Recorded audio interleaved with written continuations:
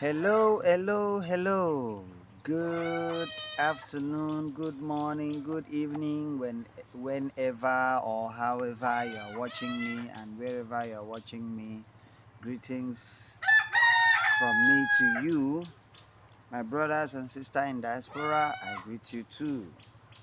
This is still Afeugong Obasi, and I remain a Sien Akbandem, a Sien. You know, I want to teach you something real quick today. As you know that I provide tangible knowledge that can fix you spiritually as well as physically.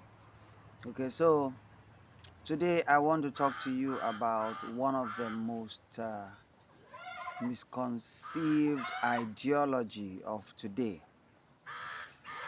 and I title it "The Physical Controls the Spiritual." The physical controls the spiritual.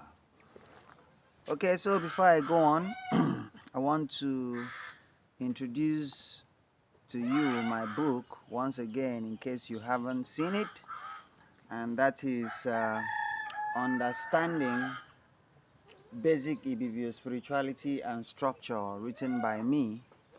It's a book that was launched last year, and it has really been impactful to a lot of people.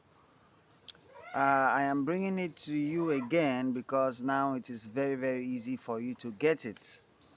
You can go to Amazon and you can get your copy. I think if you also want a hard copy there, you can subscribe and it will be printed and sent to you.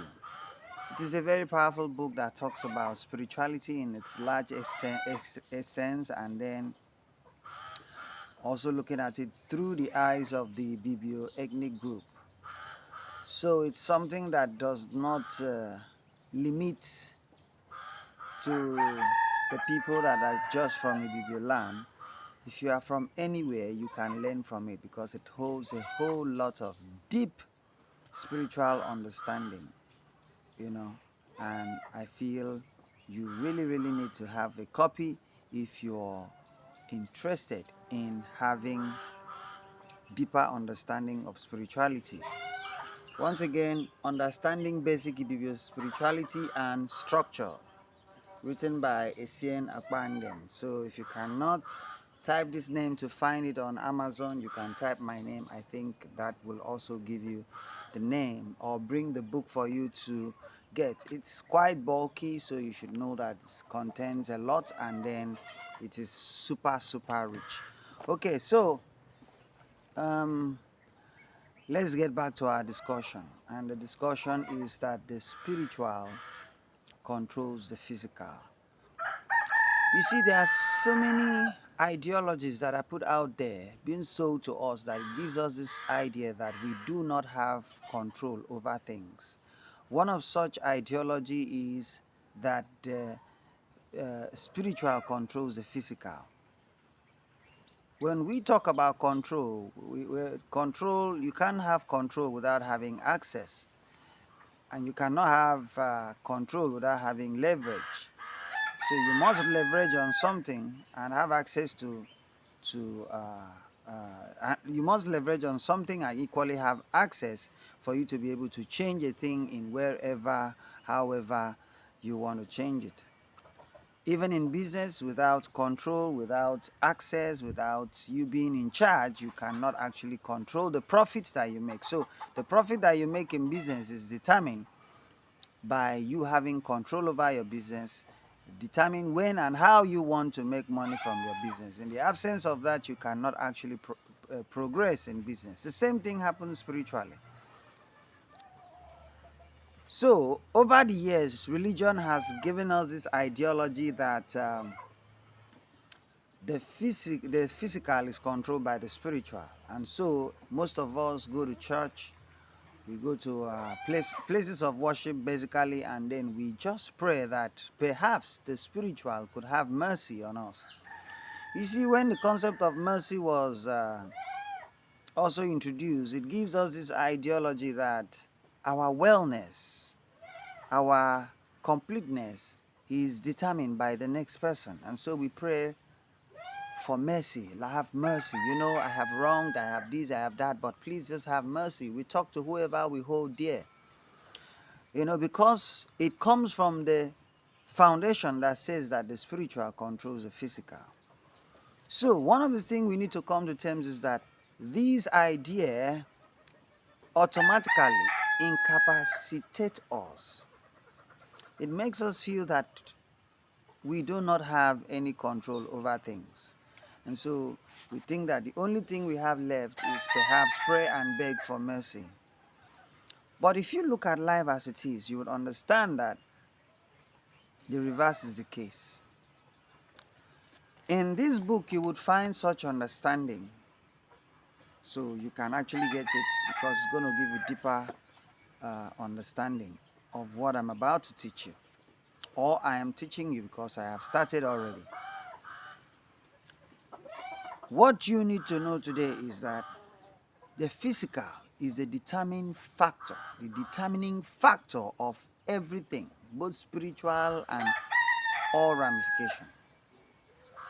The reason the media is feeding us with so much information to distract us is because the moment we come to terms with the fact that we are the God that changes things here and then it changes in all realm, then we'll begin to rise up and make those changes. You know, if you look at, I am from the Christian perspective, you know, having been a pastor for years, so I understand the Christian religion a lot.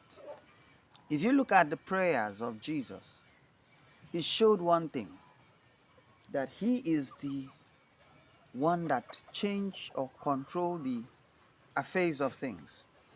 And Jesus was an example to show us how we ought to live. He said, if ye say to this mountain, be thou moved, and it will be moved. Right? And then he said, when ye pray, believe ye have it, and you will have it. When two or three agrees on one thing, it shall be done. Whatever you cast here or bind here will be bind in heaven. Heaven here represents the spiritual realm. Whatever you bind here will be bind there. That is to say, the spiritual are waiting for your instruction, for your order, for your gifts, for your actions. So, when you have this common understanding, you will know that indeed the power to upturn things is with you. The Bible also says, stand still and know that he is God. I used to say, I beg to differ, that the right terminology or arrangement ought to be, stand still and know that you are God. Only when you go inward and bring out the energy within you and you instruct and you find those things happening. So, how is it possible? It is because the spiritual are the workforce. The spiritual are the workforce. They are there to receive instruction and to execute. They are the ones to protect you when you request for protection. They are the ones to provide for you when you request for provision. They are the ones to guide you when you request for direction, to lead you when you need such leadership. But this is the thing that you must come to terms with, that it is you that must want whatever. It is you that must call for that thing. So when you have this understanding, you can rise up and change your situation. The next concept we will look at is the fact that there is no sin that cannot be atoned for, no error that cannot be fixed. We look at it from the religious perspective where you have to do this, do that for mercy to come. No. In real life, and how the African spiritual system shows us, is that for everything you have done wrong, you, by taking practical action through rites and rituals that are necessary in that direction, you can change those things. And then when you make those spiritual rituals to change whatever you want to change, the spiritual accepts and begins to change those things for you. You must rid yourself of that thinking that the spiritual controls the physical. Are we speaking in terms of superiority here, or which is best and which is not? No. We are speaking in terms of order. And this order does not mean one is better than the other and the other is better than it. Do you get? That's not what we are saying. We are just saying that the natural process of things, when it comes to spiritual and the physical, is that the physical is where active decisions are taken, orders are given, and the spiritual executes. I will call them the executive arm of life, right?